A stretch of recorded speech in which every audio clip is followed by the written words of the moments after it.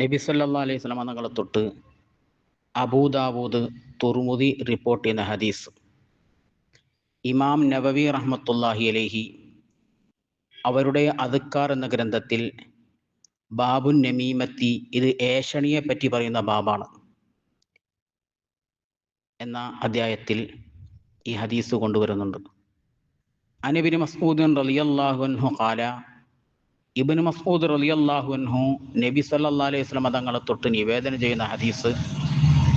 ഇബ്നു മസ്ഊദ് റളിയല്ലാഹു അൻഹു പറയുന്നു, ഖാല റസൂലുള്ളാഹി സ്വല്ലല്ലാഹു അലൈഹി വസല്ലം, റസൂലുള്ളാഹി സ്വല്ലല്ലാഹു അലൈഹി വസല്ലം തങ്ങൾ പറഞ്ഞു, ലാ യുബല്ലിഗ്നി അഹദുൻ മിൻ അസ്ഹാബി അൻ അഹദിൻ ഷൈഅൻ, നിങ്ങളിൽ നിന്നൊരാളും എൻ്റെ അടുത്ത് എൻ്റെ അസുഹാബിമാരെ കുറിച്ച് ഒരു കുറ്റവും പറഞ്ഞു വരരുത്, അവരെപ്പറ്റി ഒന്നും നിങ്ങൾ എന്നോട് പറയരുത്.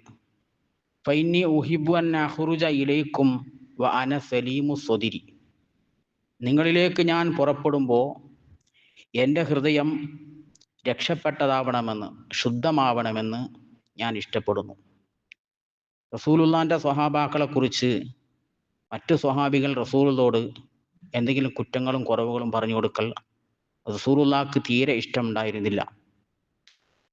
അതുപോലെ നമ്മളും നമ്മെ സ്നേഹിക്കുന്ന ഉസ്താദുമാരെ കുറിച്ചോ അല്ലെങ്കിൽ നമ്മുടെ സഹപാഠികളെ കുറിച്ചോ മറ്റുള്ളവർ നമ്മോട് കുറ്റം പറയുമ്പോൾ നമ്മളും അങ്ങനെ മനസ്സ് ശുദ്ധമായിരിക്കണം എന്നാണ് ഈ ഹദീസിൻ്റെ താല്പര്യം.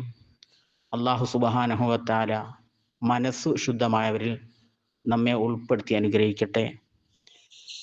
ഇൻ ജാഅക്കും ഫാസിഖും ബിനബഇൻ ഫതബയ്യനു, സൂറത്തുൽ ഹുജറാത്തിൽ അല്ലാഹു പറഞ്ഞതാണ്, നിങ്ങളിലേക്കൊരു ദുർനടപ്പുകാരൻ ഒരു വാർത്തയുമായി വന്നാൽ അതിനെക്കുറിച്ച് ശരിക്ക് പരിശോധന നടത്തിയ ശേഷമേ നിങ്ങൾ വിധി പറയാവൂ.